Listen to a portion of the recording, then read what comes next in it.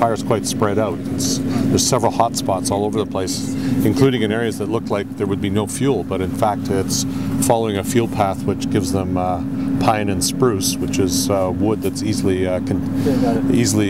picks up the fire and goes with it. So it's spread out all over the place, and it's very hard to access for many of the on-the-ground crews. There's 60 people on the ground working on it from the Conservation Department, and so the water bombers are really providing a major assistance right now because they're getting in there and damping it down. And they inform us that it's much less volatile today than it was yesterday, but it's still far from being under control. Yesterday and throughout the weekend, the news we had were that there were 2 fires.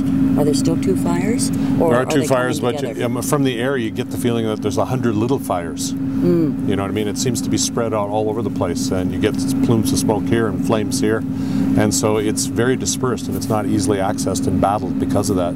Could you see communities within the fire that were encircled by fire? We saw the community of Badger. It had been evacuated, and they were, as I said, they were working on ensuring that there was a line of protection on the ground. But first they were damping down the fire around it, and then they want to get the caterpillars in there to prevent it by digging sort of trenches across which the fire can't jump, barriers.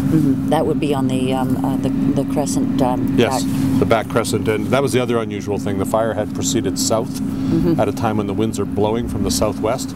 So it seemed very unusual to the professionals that a fire would move south under these conditions. Normally it would move north and to the east, but in fact it had moved south, and that was a new experience for a lot of the professionals. Can they account for They just think it's following where the fuel is, the most easily accessible fuel.